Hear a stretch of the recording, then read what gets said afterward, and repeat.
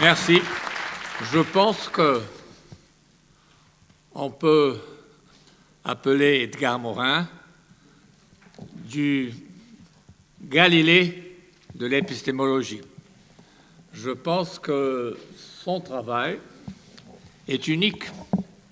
Il est unique dans le sens de lier le problème épistémologique au problème écologique, et le sujet dont il est question en ce moment, c'est exactement ce passage de la globalisation à la planétarisation.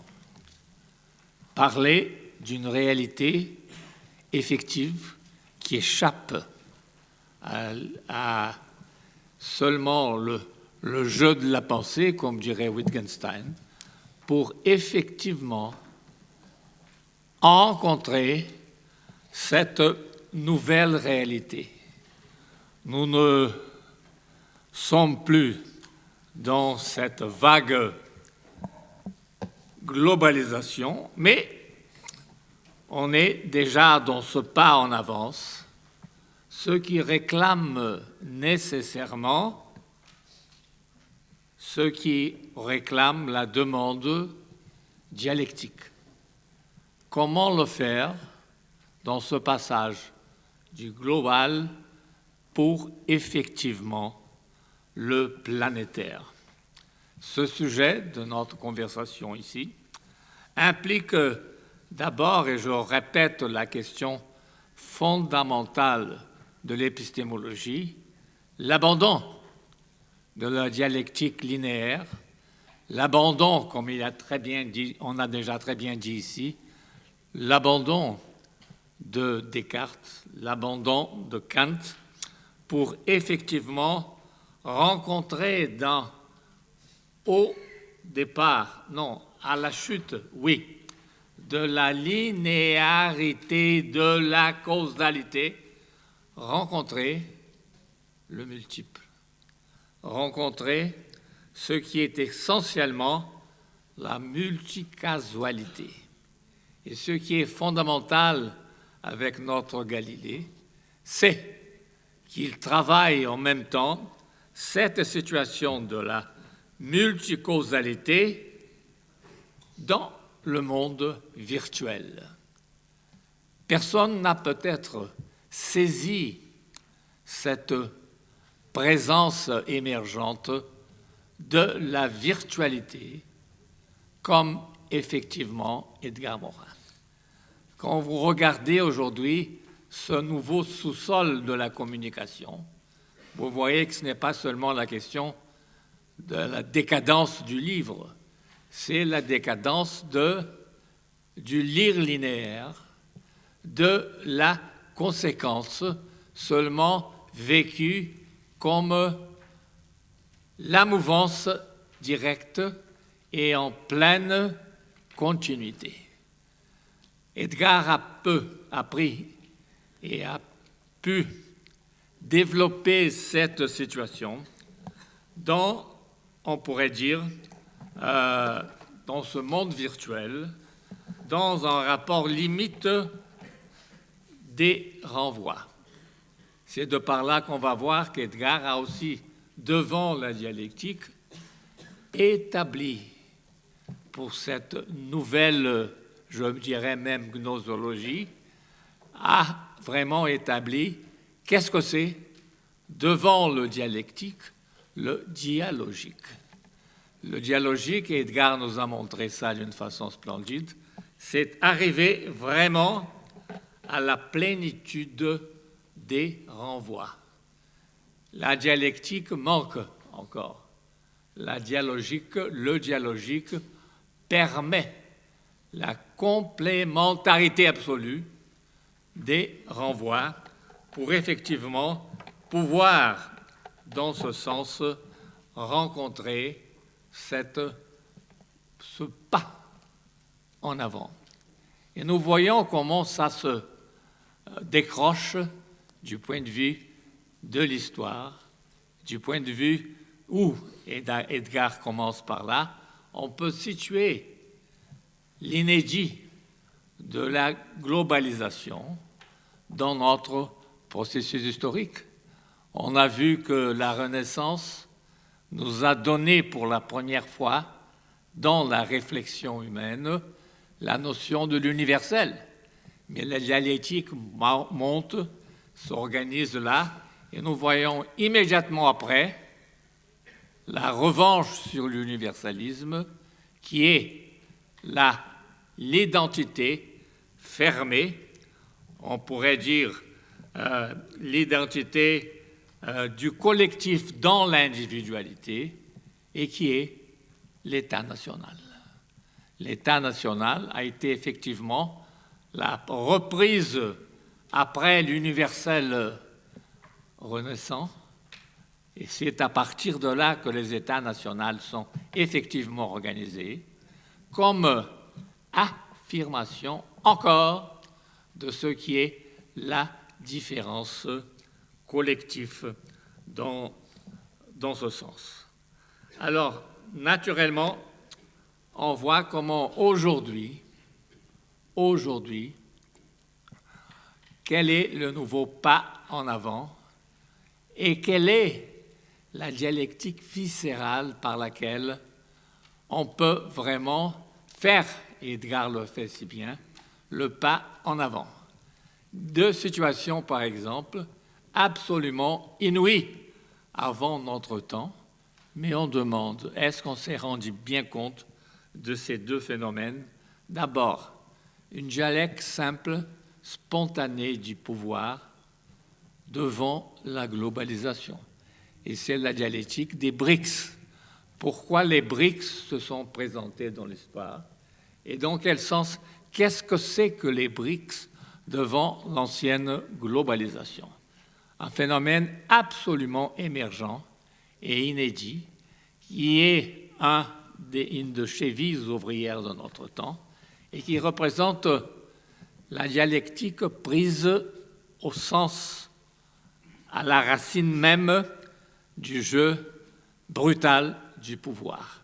Le contre-pouvoir global qui se fait à partir de ces 5 nations qui font le contrecarré à ce qui serait la globalisation pour la contraindre, pour la dépasser. Mais le phénomène inouï dans lequel nous sommes contemporains, c'est ce fait que la notion de l'autre, la notion du rapport à l'autre disparaît aujourd'hui. Est-ce qu'on se rend compte de la gravité, du sérieux de l'ISIS aujourd'hui? Qu'est-ce que c'est qu'une collectivité qui élimine ce qui est en cause, mes chers amis, c'est l'élimination de l'idée de l'humanité. Il y a les musulmans liés à ce radicalisme et il y a les autres qui sont faits pour le sacrifice et pour l'abattage. Jamais, je pense, dans toute l'histoire, un phénomène comme l'ISIS a pu effectivement marcher et se développer. Quand vous avez vu encore ce census, il y a quelque chose comme 8000 Américains et Européens de bonne famille qui ont quitté leur rang, qui ont quitté leur système pour se joindre à l'ISIS. Qu'est-ce que ça représente au point de vue justement de la chute, et on pourrait le dire complètement, de la chute de ce qui peut être encore la relation avec l'autre. Nous sommes devant une situation où l'autre échoue. Et il faudra voir, en matière de la conscience internationale, de quelle façon, devant cette, disons, cette négation, carrément, cette négation de l'humanité est inédite dans nos jours. Et alors, il faut reprendre Edgar pour justement savoir comment ce nouveau protagonisme émergent qui nous fait passer de la globalisation à la planétarisation existe aussi, et ça c'est un des côtés admirables de la pensée d'Edgar, il nous donne, au point de vue épistémologique, la proposition de la mouvance de ce parcours. Il nous donne d'abord la notion de la auto-éco-organisation. Il nous donne aussi en même temps, et il le dit d'une façon splendide, la rétraction régulatrice et surtout la présence, il y a même en version poétique, je pourrais dire dans ça, donc qu'est-ce que c'est que le hologrammatique? Dans ces positions, il y a justement cette mouvance qui nous mène, je répète, à ce dialogisme dans lequel il y a finalement, et c'est de ça qu'on va vivre au point de vue, Edgar peut le dire, du dépassement de la dialectique dans ce passage. On va arriver à la complémentarité de les antagonismes. Alors, il faudra savoir, et quel sera dans cette situation, quel est l'antagonisme avec la globalisation? Quelle est la nouvelle émergence, ça veut dire de l'antagonisme? C'est exactement la différence. Mais la différence vit aujourd'hui, comme Edgar le dit, le vis-à-vis de la complexité. Ce qui amène à cette situation d'aujourd'hui, on le voit partout, à la réification radicale du subjectif. Et alors nous sommes devant une autre situation historique fondamentale. Bienvenue, Monsieur Donald Trump. Je le dis et je l'explique dans le sens suivant. On dit qu'il y a les fous pathologiques, mais il y a les fous sages, les fous qui reflètent une logique de l'inconscient collectif. Et voilà ce monsieur qui est en train, pour la première fois, de rompre avec l'idée des universels populaires, ça veut dire des intégrations collectives, pour déranger, pour diviser complètement les Américains entre les musulmans. Mon amour, mon Dieu, c'est la première fois que en ce sens, je parle en France comme du Brésil, les latinos deviennent une minorité persécutée et discutable. M. Trump a déjà dit qu'est-ce qu'il va faire avec les latinos après avoir chassé les musulmans. Qu'est-ce que ça représente dans ce sens? Et qu'est-ce que c'est devant ce qui était le plus grand pays du monde en matière de démocratie?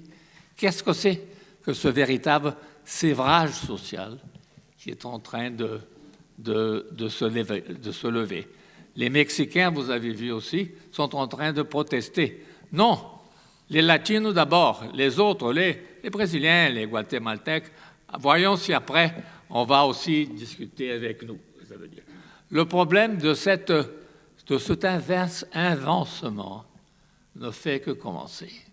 Ce qui peut-être verra dans un moment l'impeachment de M. Trump. Je pense que ce sera très difficile qu'avec cette folie sage par laquelle il développe toute sa position, il n'y a rien d'irrationnel, il y a de terriblement conséquent dans sa position. On verra, ça veut dire, la façon par laquelle cette situation pourra se développer. Et imaginez surtout qu'est-ce que M. Trump va faire avec l'ISIS et qu'est-ce qu'il va faire avec le califat. Mes chers amis, nous sommes contemporains d'un théâtre absolument unique. Quel spectacle nous allons avoir devant nous dans ce qui représente toutes ces contradictions émergentes. Je m'arrête pour dire que dès à présent, de nouvelles inquiétantes se font devant nous. D'abord, le terrorisme permanent. Il n'y a plus de terrorisme hic et nunc, là ou là-bas. Nous allons vivre, à cause de cette situation, dans le terrorisme permanent. Et d'autre part, dans toute cette logique qui émerge, nous sommes en train de voir, nous allons voir que l'accès, ça veut dire l'accès, la position prise par le gouvernement Bush après la chute des tours, l'a mené à ce qu'on pourrait appeler, ce qui est appelé la guerre préventive, et ce qu'il a appelé les anti-pays, les mauvais pays. L'idée du mauvais pays est déjà au début de cette situation très inquiétante qu'en ce moment, M. Trump est en train d'hériter de M. Bush le premier et surtout le second. Alors, dans une situation pareille, je pense que plus que jamais, la visée d'Edgar, ne laissant rien en dehors de sa perspective, nous fait donner à penser et surtout comprendre l'unique qui peut en ce moment vraiment faire face ou faire une compétition avec Edgar Morin. On ne le sait pas, ça veut dire. Et quand on pense qu'aujourd'hui, la vieille idée qui suivait comme une espèce de paralogisme, ça veut dire la domination culturelle occidentale, quand après les tours, on a vu tellement bien la division entre le procès de culture et le procès de civilisation, et l'Occident voulant asphyxier les autres cultures par l'avènement et le développement de la civilisation. Je reprends Max Weber, en comprenant que la civilisation, c'est l'avance sans possible compétition de la technos, de la technologie, changeant la nature et la mettant à service, à l'utilité, au bonheur des hommes. Cette civilisation peut continuer et je pense que dans la mouvance de ce monde qui apparaît, la distinction très claire entre la civilisation et la culture devra avoir lieu. Et Edgar sera avec nous. Il y a aussi le côté prophète qu'il n'aime pas beaucoup à discuter, mais qui est aussi et certainement une espèce de parole donnée à ce que représente l'humanisme de notre temps. Je vous remercie.